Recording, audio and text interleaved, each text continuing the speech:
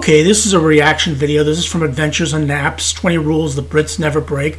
Now, the last video I did on England, I really got a lot of response on it about why Brits feel more freedom in England than I do in America. Whatever. Look, I'm not a hypocrite, okay? I just react. I just react to whatever is being said to me, and I may have opinions that are different than yours, whatever, okay? That's why I do these things. Hopefully click like, share, and subscribe for me as well as for Adventure in Naps, as well as for Girl Gone London. I appreciate it. Just click subscribe on the button below. It's free. Doesn't cost you anything. Helps me out. But hey, 20 rules Brits never break. This is Adventures in Naps. Let's see what this is all about. Hi everyone, it's me. My name is Alana and I'm a Canadian, but I live here in the UK. Yes, I know she's Canadian. I know she's not American. Welcome. Have a seat. Get cozy. Maybe have a hot drink. I still have my coffee. Let's see if I can finish it before it gets cold. I have created a list.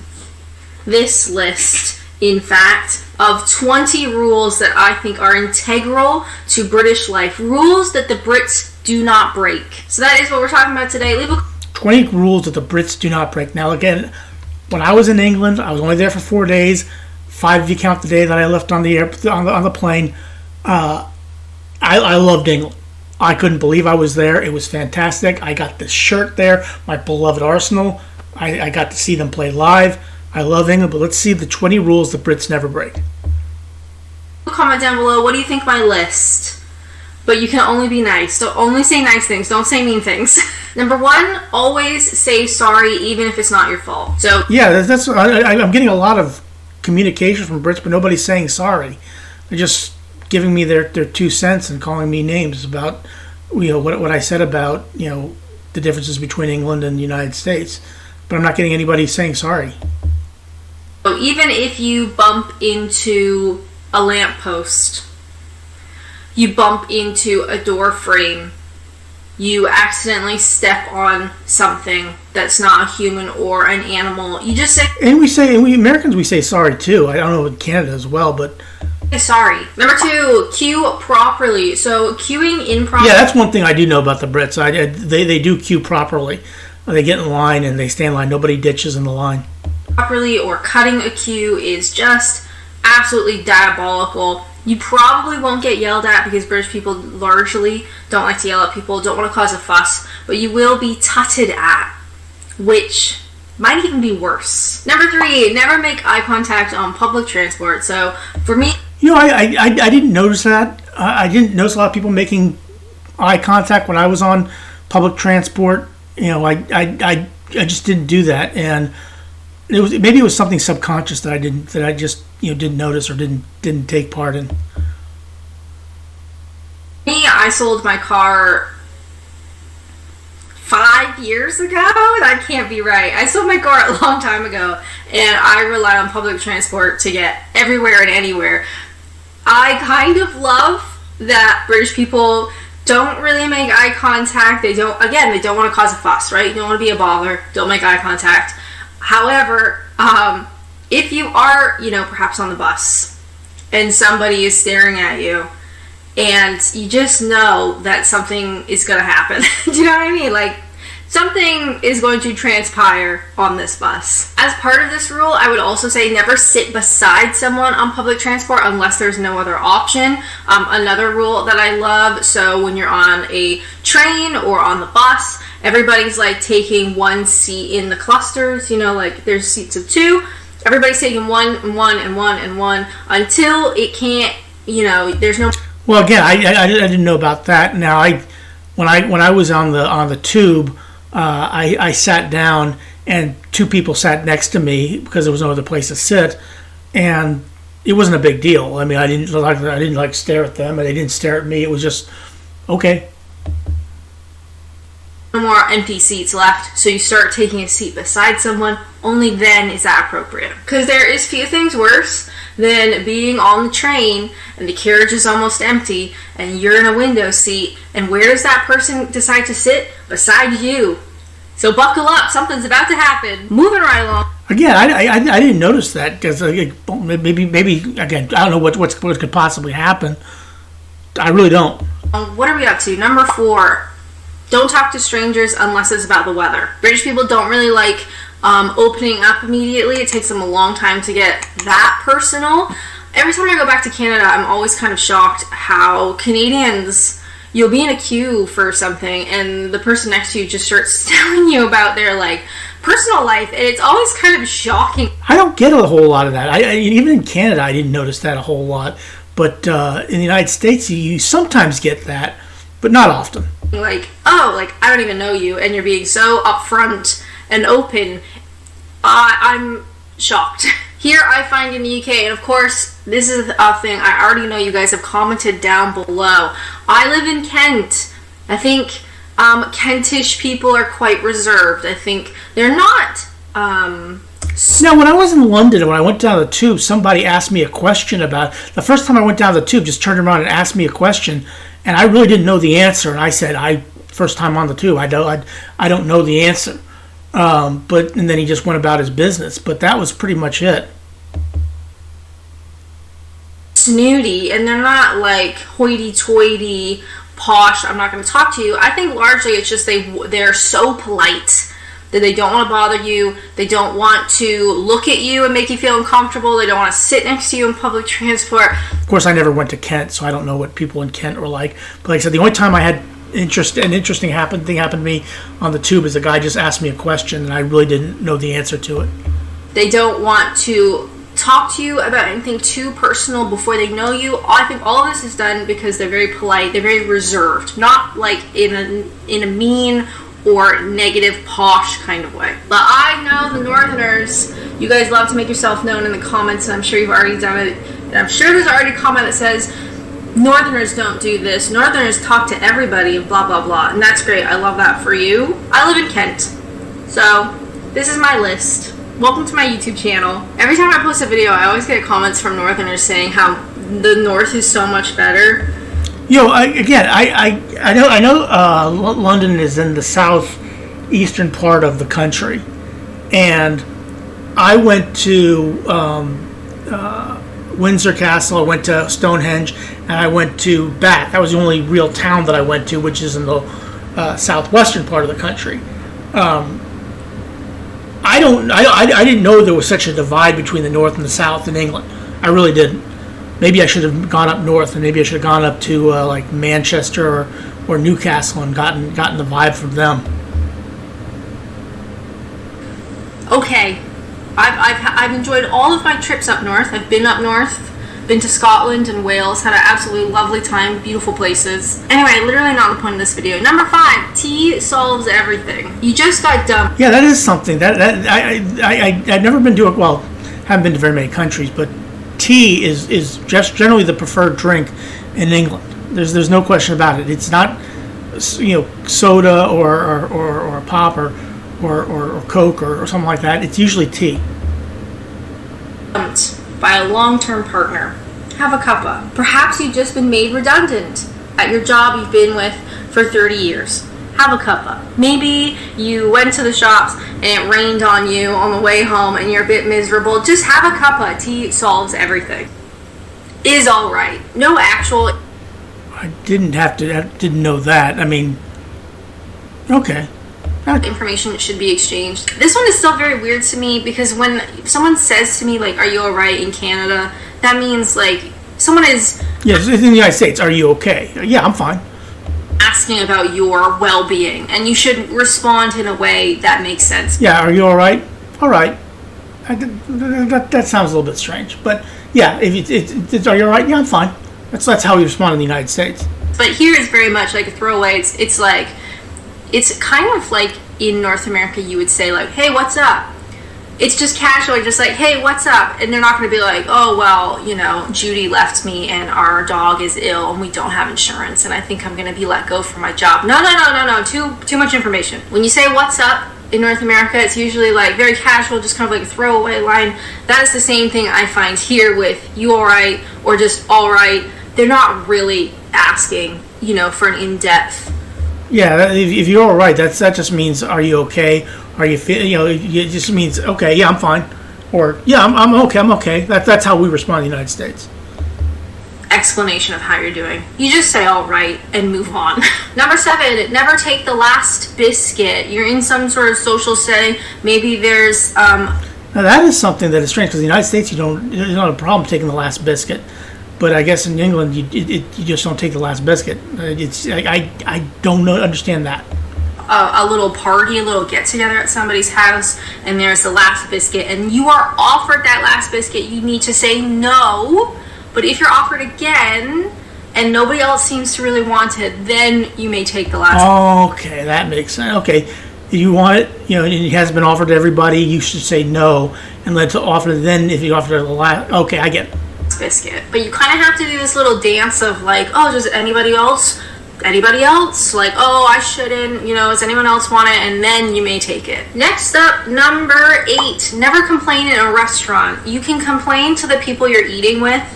That's fine, but don't complain to anyone who could actually improve the situation. Interesting. Well, in the United States, you generally, if you got bad service, something you ask to a manager, or you lodge a complaint against them. You say, you're not really doing very well. Okay, then and you maybe it improves the situation, but okay. No, just suffer. Number 9, roast dinners are a sacred tradition and they must include Yorkshire puddings. Okay, I don't even know what Yorkshire pudding is. I understand roasts, but I don't understand Yorkshire pudding. What is Yorkshire pudding? If you do not have a Yorkshire pudding, you cannot call that a Sunday roast. Okay, now I know that Sunday roasts are a big deal in England, but again, I don't know what Yorkshire pudding is. Just be my opinion, but I think it's the right one, don't you think? Number 10, beans on toast is a legitimate meal. Beans on toast is disgusting. I know it's breakfast. When I was at the hotel, you could go to the breakfast. You could get your toast your bread and then put beans on it. And I saw people do it, and it was kind of disgusting to look at. But again, I'm not judging. Okay, I'm really not. It's just, to me, that is something I would not do. Okay, and I didn't. But if you want to do it, if you think it makes sense, if you think it's a perfect thing, then by all means, go ahead. Put beans on toast. I actually love, I don't want to start a whole thing, but I'm going to start a whole thing. Beans on toast is great. However, and I know this is not a British rule, and it always makes people upset.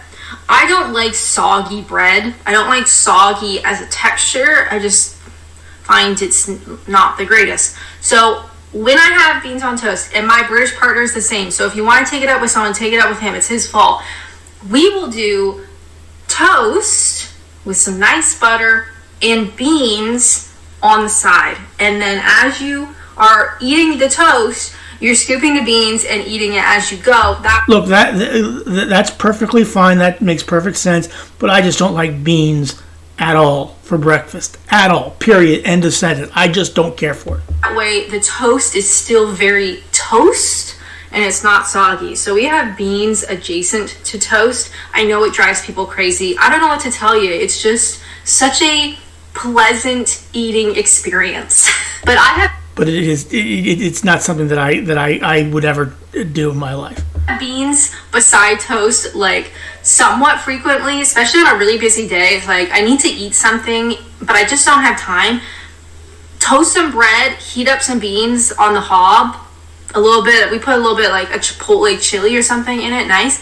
Takes 5 seconds. You can wolf it down in less time, and then I can get back to what I was doing. I know that's a really hot topic issue, but I've just said it now, and we're moving on. Number 11, you have to either love Marmite or hate it. You cannot be in between. I've never met a British person who had an opinion on Marmite that was anything other than love it or hate it, right? I don't even know what Marmite is. That's like the slogan, love it or hate it. I've never met someone who's like, yeah, I could take it or leave it. It's fine, but I don't, no, you can't do that. Personally. Okay, so yeah, granted, I don't know what Marmite is. I've never had Marmite. When I went for breakfast, I don't know if it was something that you could get on the side. I don't know what it is. So I'd be probably, I don't know. Sorry. I hate it, which is kind of surprising because I love savory stuff. And I tried it in a variety of different ways over the years. I've tried it in different applications. I hate it. Number 12, tea needs to be brewed correctly. Now, I know there's a lot of people Back to tea again. that joke about making tea in the microwave. And I gotta be honest, I feel like that is a thing that was created on the internet to rage bait British people. I don't know any single person who does that. However, it goes without saying, if you were that person, you better not do it here. And a lot of people believe tea in the microwave. Look, whatever works for you works for me. It's fine. Like I said, I don't drink a lot of tea, so I wouldn't. I don't think I would care one way or the other. But I guess in England, it's not a way to do it. You need to boil the water on the stove and serve it that way. that the milk, to make a proper cuppa, the milk actually needs to go in first. And you need to have a certain type of china, and you need to like brew the tea a certain amount. And you need to have a certain amount of milk or no milk. Like everybody's very particular. But either way, tea needs to actually be brewed properly. And if you put it in the microwave, the home office is going to show up at your house and they're going to deport you. All right? I don't know if it's going to be that bad. Maybe they'll cite you or something like that, but I don't think they'll deport you. At least I hope they don't. So you've been warned. Number 13, if someone says we should meet up soon, it means they never want to see you again. Okay, that I understand that. You know, we should meet up soon means don't ever call me again. I don't want anything to do with you.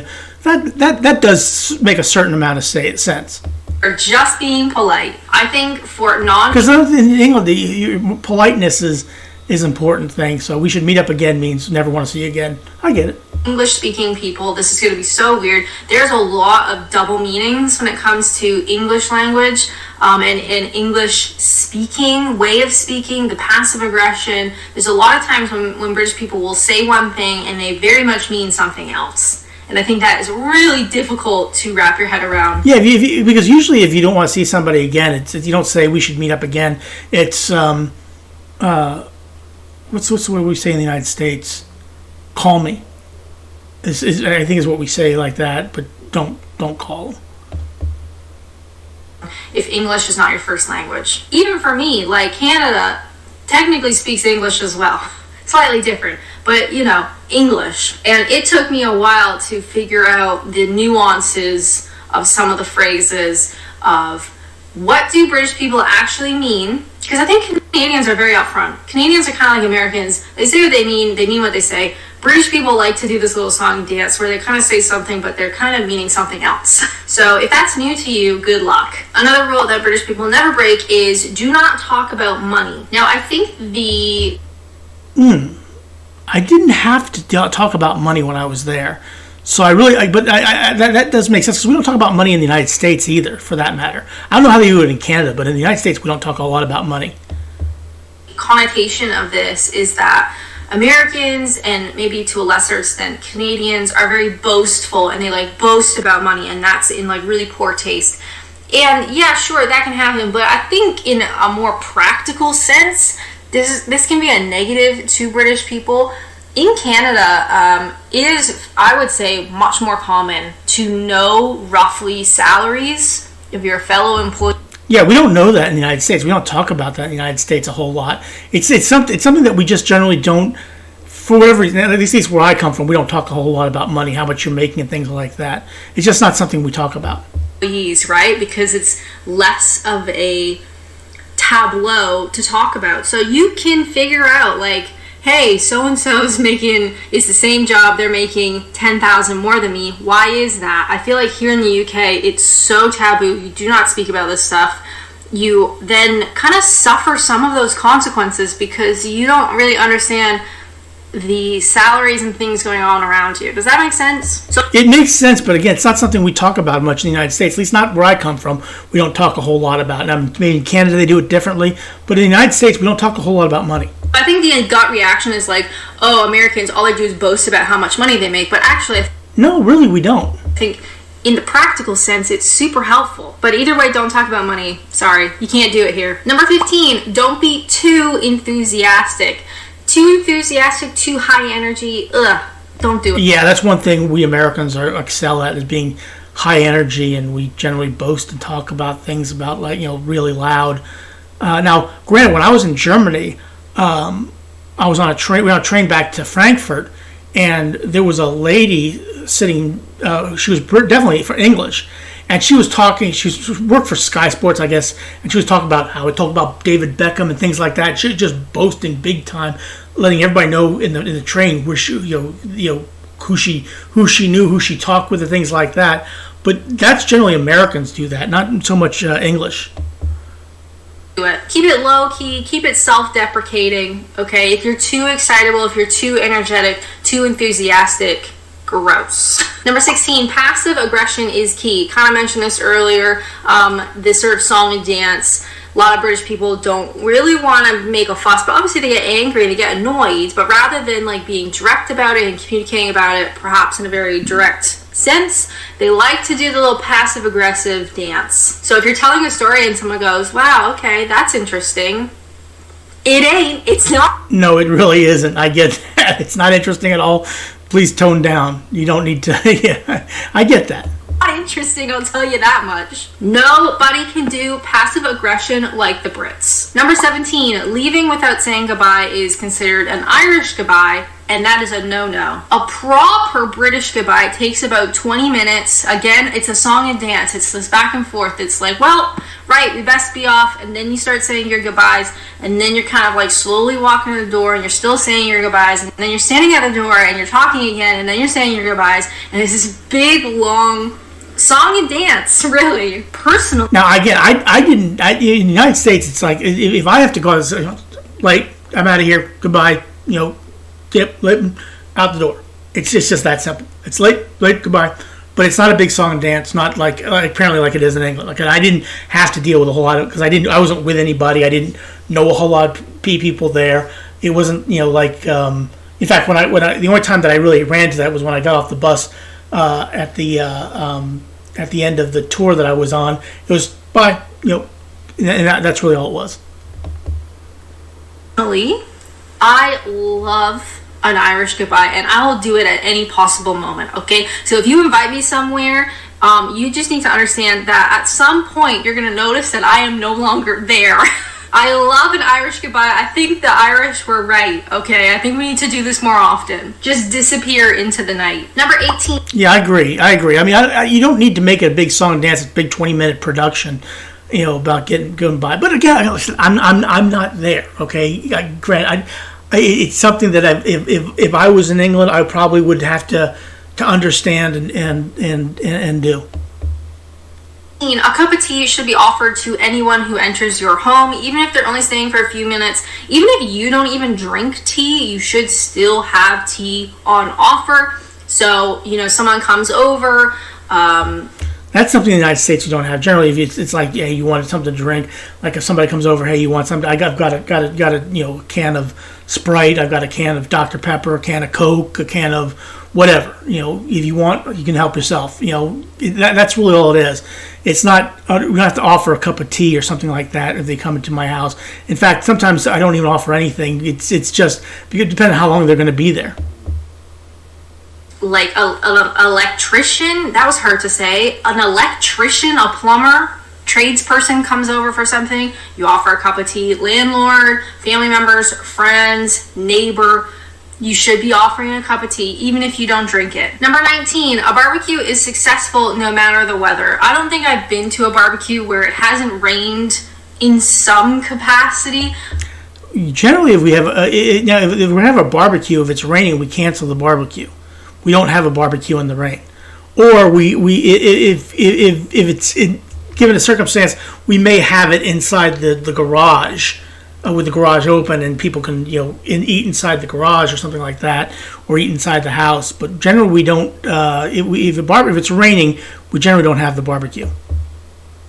But if there is beer and if there is meat, the weather is irrelevant. And if you wait for the weather to be perfect to have a barbecue, It's never going to happen. And number 20, you must stand on the right of escalators and walk on the left. Now, that's actually the same every place else, for all intents and purposes. You stand on the right and let the people go on the left. That's how I've always done it. That's how I've always... Now, I didn't need to be told to do that in England. Okay, when I was on the... when I got off at Heathrow, and the walking rail, the what do you call it? The not the escalator, but the whatever, the electronic walkway, whatever you call it. I stood on the right and let the people, and that's the same in the United States. If you get on the escalator, you stand on the right and let people pass on the left. Going down the escalator, you stand on the right, let people pass on the left. That's the same way it is everywhere, at least as far as I'm concerned. I realize this is largely in London, but I think it should be implemented literally everywhere. No, it is literally everywhere. That's how it's done. I mean, I've never seen a place where if somebody stood on the left and let people pass on the right or anything like that. It's really the same everywhere. It's the best system you could ask for. Blocking an escalator, like having two people standing side by side on an escalator, is a serious crime, and you will be arrested. No, you won't be arrested. You'll have somebody behind you saying, "Excuse me," and then you get. But generally that doesn't happen, because whenever I travel with somebody and we get on the escalator, we don't stand side by side. I just I let the person get on first, and I get behind them, or I get on first and they get behind me. Mainly by me, but I just hate it. Don't do it. Those are my 20 rules British people don't break. Leave a comment down below. What'd you think of my list? But you can only be nice, okay? Otherwise, I will cry. Don't forget to check out Matt. Yeah, that's the same for me.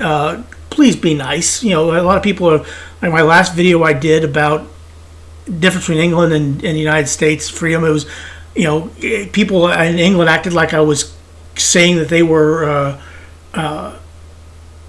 rude, or that their freedom wasn't as good as my freedom, or things like that. I was just reacting to the video. I was just reacting to what Grogan London said. But hey, please click like, share, and subscribe for me, as well as for Adventures and Naps right down there. Just click subscribe. I would really appreciate it. I'm sure she would as well.